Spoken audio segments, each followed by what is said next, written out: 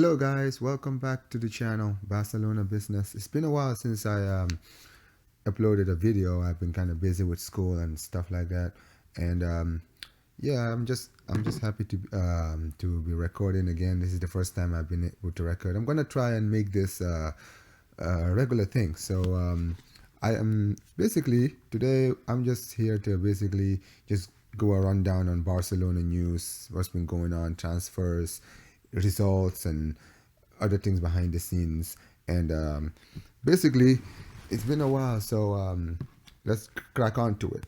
So first of all, today on the top of my topic, Memphis Depay has left Barcelona. I think this is something that's been on the brew. Obviously, I think his contract was to run out this year, if I'm not mistaken. But yeah, he's left. He's gone to Atletico Madrid, to our rivals.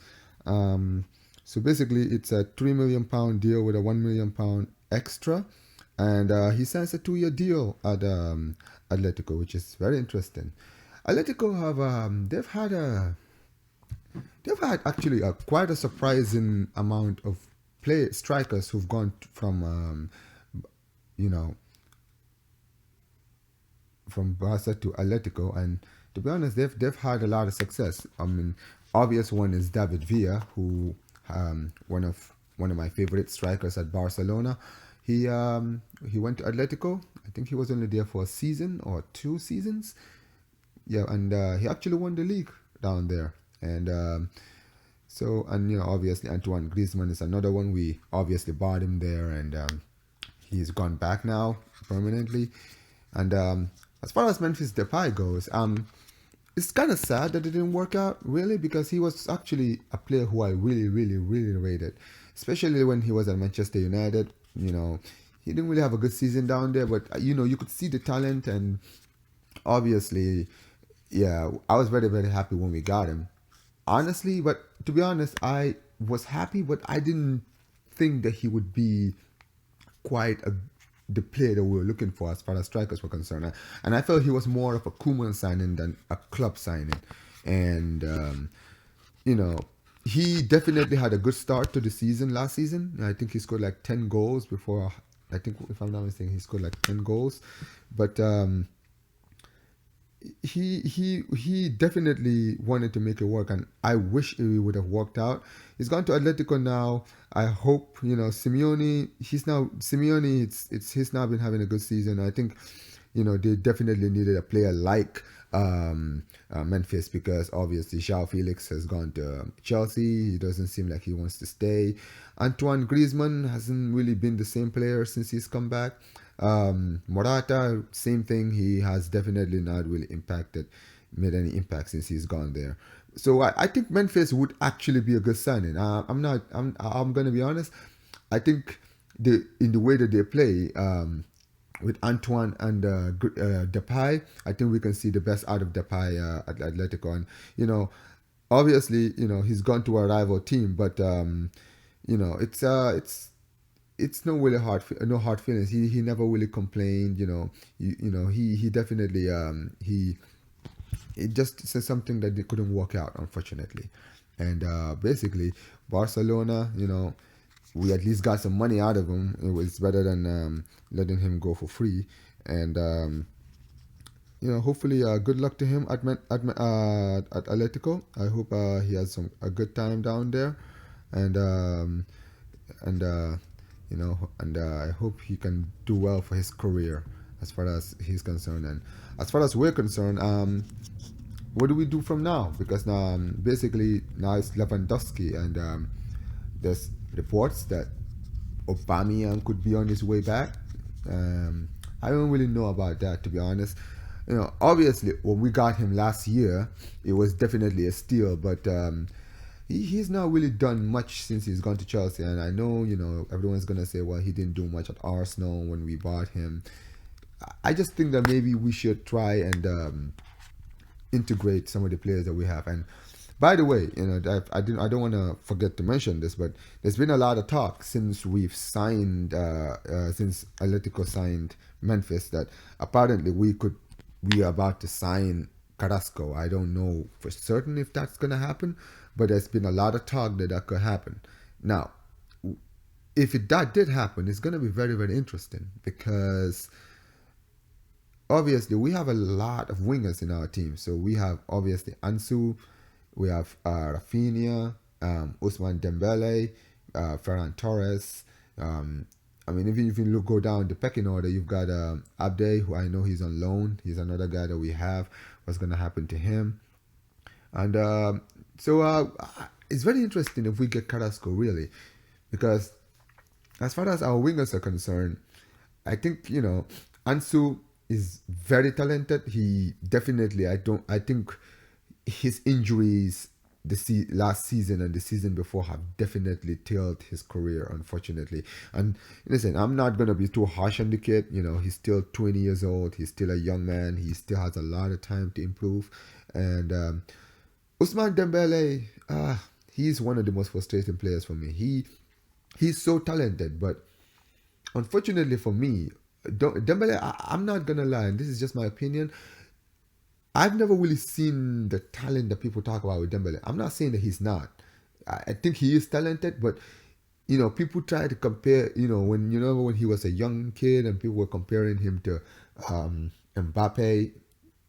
Nah, he's as much with all due respect, he's nowhere near Dembele, near Mbappe. Unfortunately, not because the thing that really frustrates me about Dembele is not even his injuries, because injuries are not something you can stop.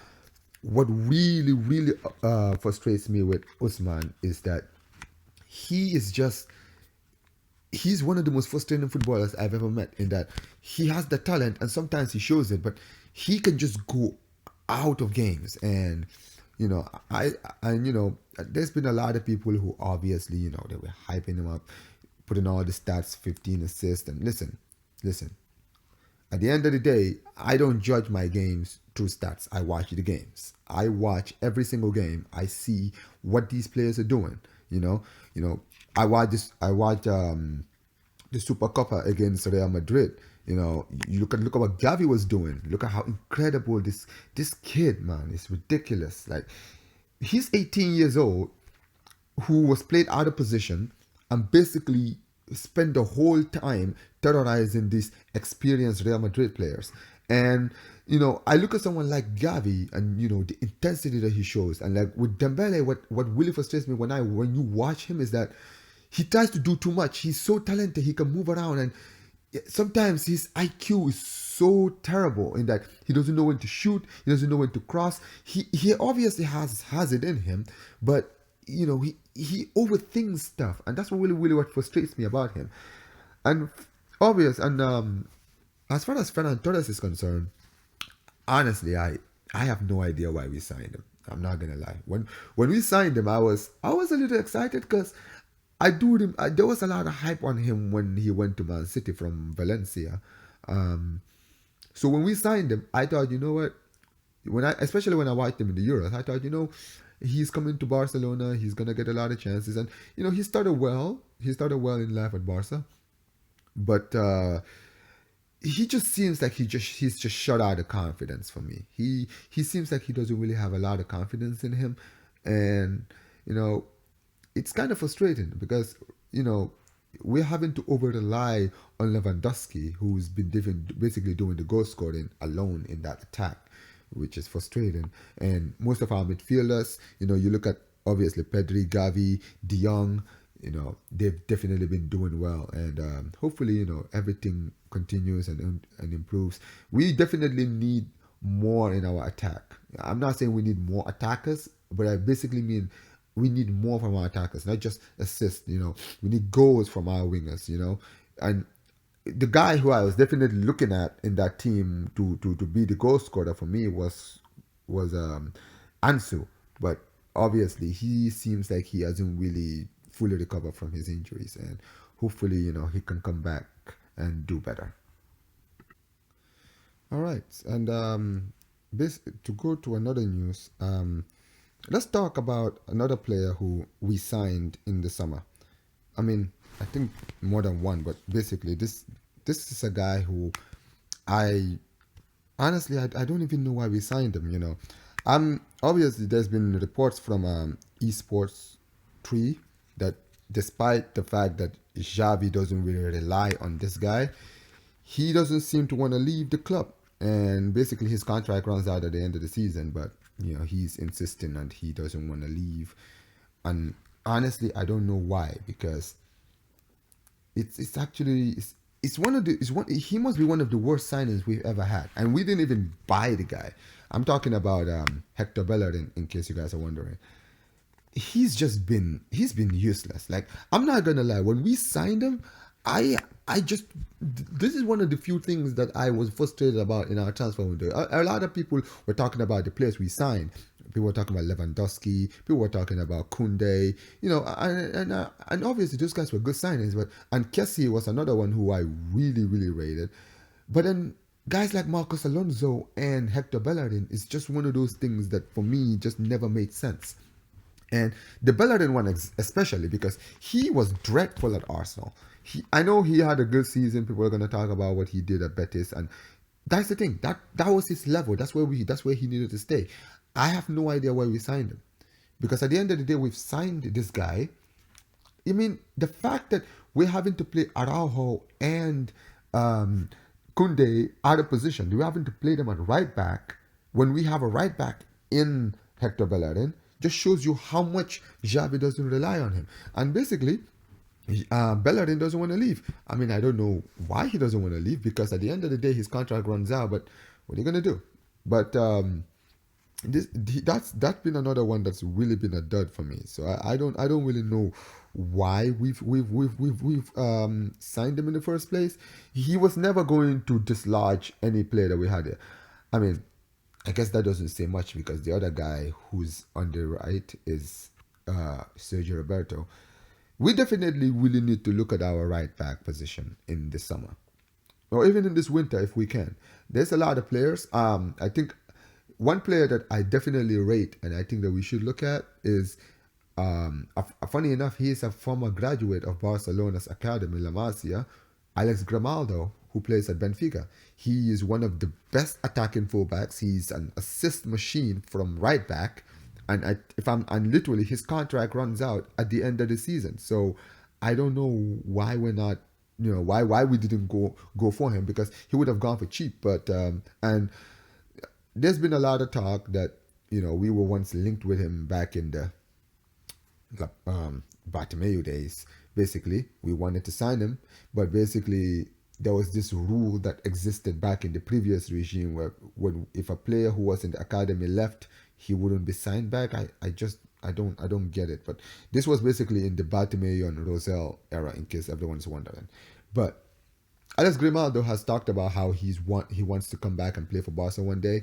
I hope that we can make it happen, because he's a guy who I've rated for years. He's one of the most underrated fullback. I don't know, for some reason people don't really talk about him that much, but he's an actually very very good right back, and I hope that we can sign him in the summer because he's gonna be going for free. So he might have a lot of suitors.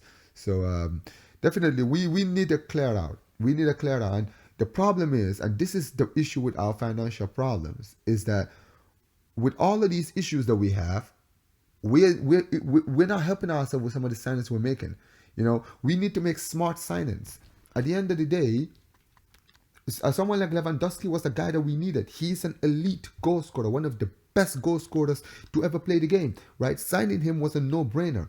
But Marcos Alonso, he wasn't needed at Chelsea. They were happy to let him go. Arsenal were happy to let Bellerin go, right? Why are we signing these players? I know at the end of the day, I get it. We can buy the big names, but we don't have to buy big names. We can buy players that we need. There's some players out there who would love to play for this club.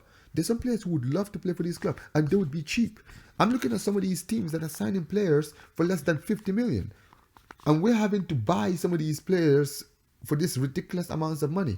And hopefully, we can improve on this, because I don't really like some of the, ever since, one thing that I really haven't enjoyed from the Laporta era is some of the players we've been linked with.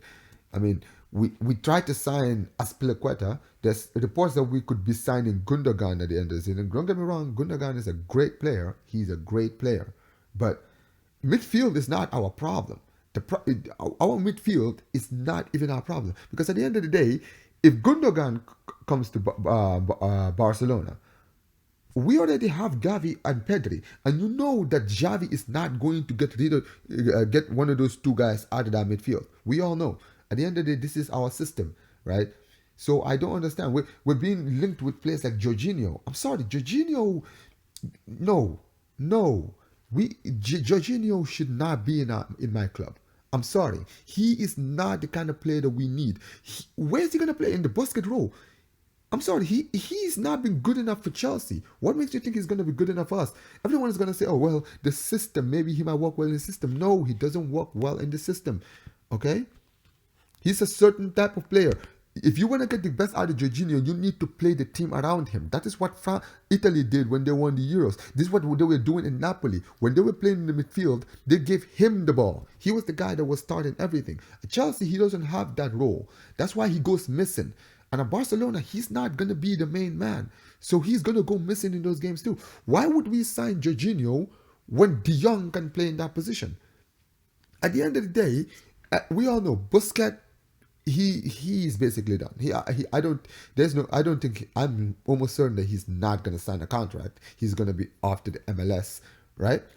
And everyone is having these words of, oh, who's going to replace him? Listen, we already have a replacement for him.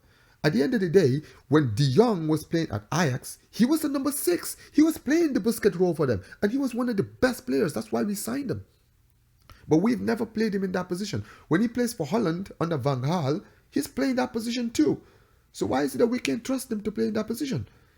Right? We've been trying to play him as centre back. We've been doing all these things. He has proven he's such a talented player, and he's obviously somebody that wants to play for the badge. He's a guy that wants to play for the team. And the problem with us is that, we've just, I guess maybe it's because of how much he's getting paid. I don't know what it is, but out of all these problems that we have in our team, De Jong wasn't one of them, and I think that he should be the one to replace Busquets. I really do think that he should. All right, so after that little tirade, my next story is actually another player that we got for free, and I think I've mentioned him earlier, Frank Kessié. He it's not been working out for him, and basically there's been a lot of talk that we were planning on adding him into a swap deal with Brozovic from Inter Milan, but it seems like he doesn't want to go back to Serie A, or maybe he doesn't want to play for Inter Milan because obviously he's played for AC Milan for so long. But and also now there's been a lot of reports that he's seems to be being considered by Chelsea, according to Matt Law in the Telegraph, the Premier League team Chelsea, who've made a lot of signings, apparently setting their sights on him. And I mean, to be fair, as far as Chelsea is concerned, and they definitely need a midfielder. Do they need a midfielder like him? I don't know. I don't really care because this is obviously about my club. So, but as far as Frank Kessié goes, he's another one who, when we signed him, I was very excited. And I'm not gonna lie, he's a very talented player who I absolutely rate. I really rate him. I've rated him since he was at AC Milan, right? And I think as far as signing him was concerned, it was a smart signing. The problem for me was, because I know my club and I know the way we play, the way we play in our system, he was not going to just walk into that team. And somebody like Kessié, and in this age that he is, in the form that he's been, I think that he would be a starter for many teams. I just don't think it was going to be for my team. When we signed him, I was excited, but even I knew that he might not start for us. And truth be told, I was right.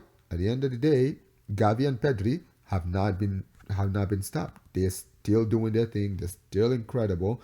And Kessié, unfortunately, and not really down to him. I don't really think it's down to him. I just think that most of our strength is our midfield. We have a lot of midfielders, so I don't know if, I don't think it was a good idea for him as far as he was concerned. But Kessié is a very talented player. I just don't know if it's at Barca he's gonna have the future that he wants.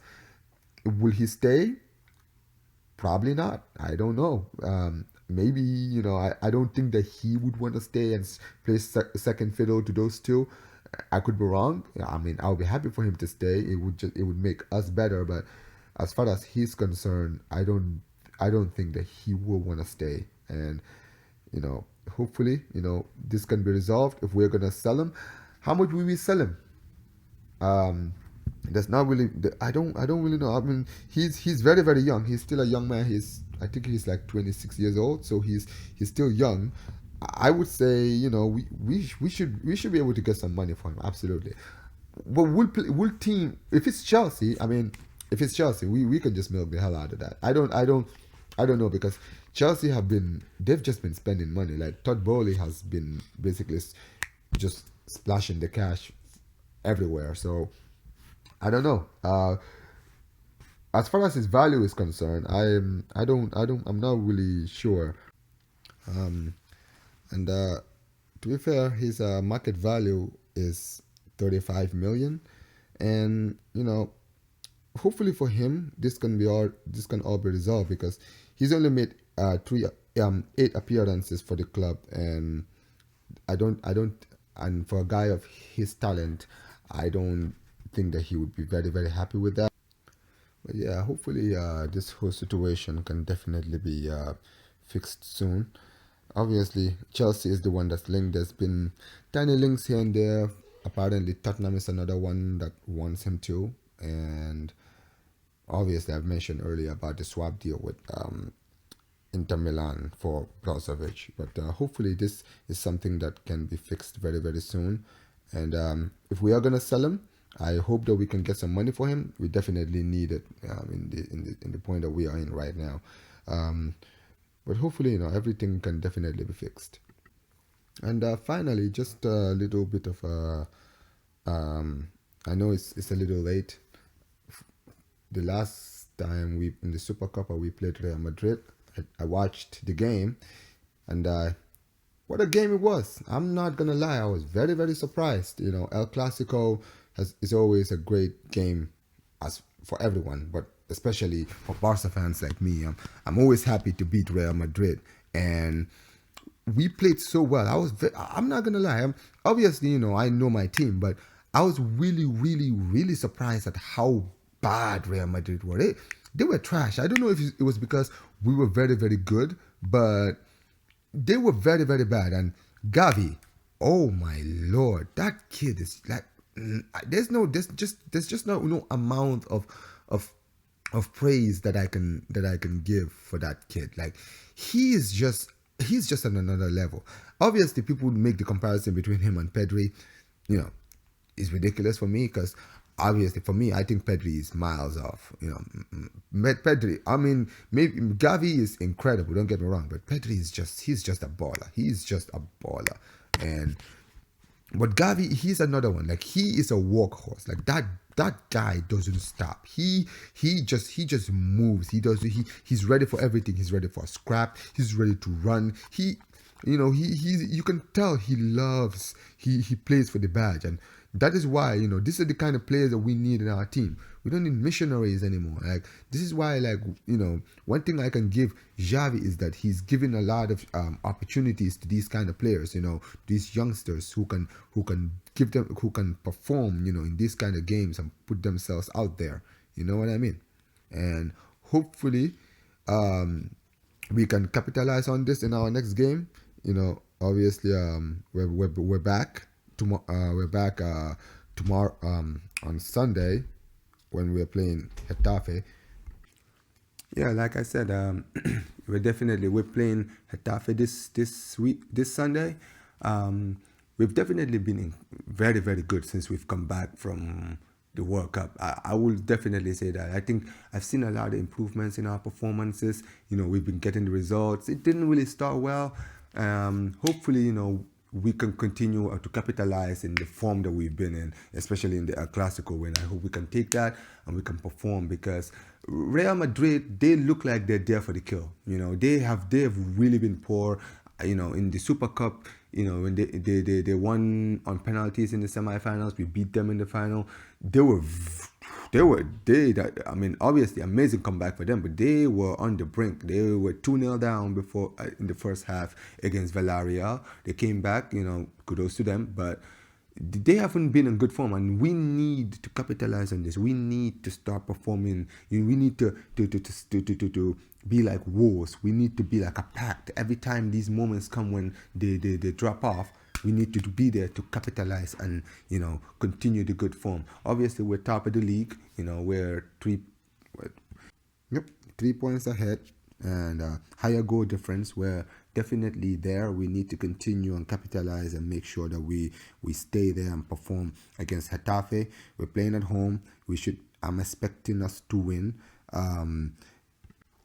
Getafe have definitely had a iffy form. They're 15th in the table. We should be able to win. I'm gonna say 2-0. Lewandowski, and you know what, Ansu Fati. He definitely did well in the Copa del Rey, which I don't really want to go much into. I didn't really. I watched the game. It was definitely comfortable for us. 5-0 away from home is always great. But we've been doing well. We've won the Super Copa. We won in the Copa del Rey. We need to continue that in the league. Because Villarreal definitely. I was very, very disappointed in them. I genuinely thought Real Madrid were there for the kill, but we should now be really focusing on them. We are 3 points ahead. We need to continue, keep winning, keep performing, and just continue putting pressure away from them, and hopefully, I am looking forward to the game on Sunday. I expecting a win. I hope they don't let me down, and hopefully, this is just more to come, and hopefully we can take the league this season and prove some of these doubters wrong. But thanks for listening, guys. Subscribe to my channel, like the video, and I'll see you soon.